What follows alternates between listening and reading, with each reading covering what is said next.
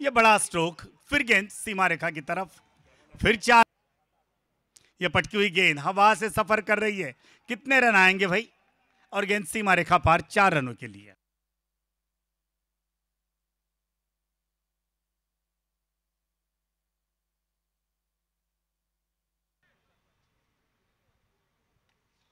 सिद्धार्थ और गेंद सीमा रेखा के ऊपर से यहां पर ये गेंद हवा से सफर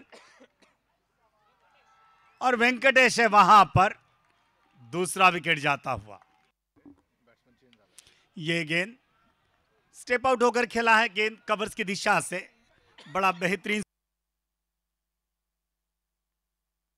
बड़ा स्ट्रोक। और यहां कितने रन भाई? श्री शिरीष दादा बोराळकर यांचं मनपूर्वक स्वागत करतो। अभिषेक दादा शिवछत्रपती पुरस्कार विजेते, त्या परत कडक स्ट्रोक आणि या पुन्हा अपील होते आणि पंचांनी मात्र या ठिकाणी बोटवर केलेलं आहे। एक सारंग सराफ आणि 6 धावा।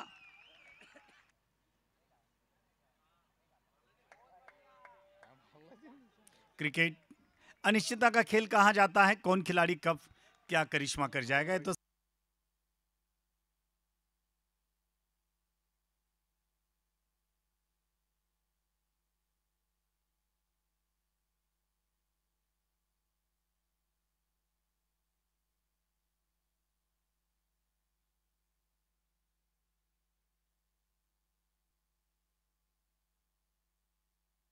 फुल टॉस।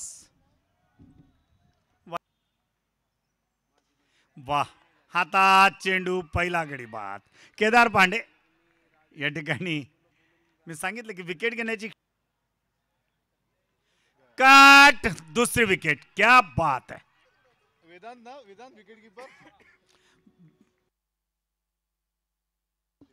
कडक आणि इथे मात्र चेंडू सीमारेषे बाहेर, 4 धावांकरता आणि केदार पांडेच्या कडक आणि गडी बाद आणि तिसरी विकेट मिळते।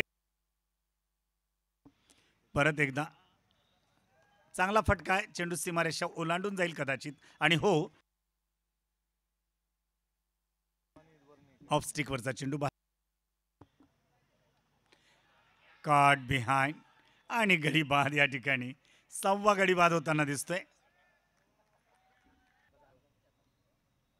और एक अच्छा स्ट्रोक, गेंद सीमा रेखा पार कर जाएगी निश्चित रूप से। ये 4 रनों का इशारा, या सकाळी 7 वाजता सुरुवात होईल।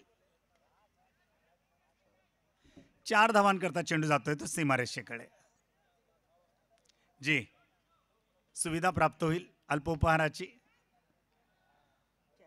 क्या बात है, खूप सुंदर झेल, सारंग सराफ होते त्या ठिकाणी, आणि त्यांनी मात्र त्यांचा उद्या सामना असावा असं एकंदरीत कयास लावला जातोय। कव्हर्सला गेलेला चेंडू 1 धाव देऊन जातोय। उद्या सकाळी आपली भेट 7 वाजता होईल। हवेत चेंडू, आणि बघूया केदार पांडे काय करतायत। ओ हो हो,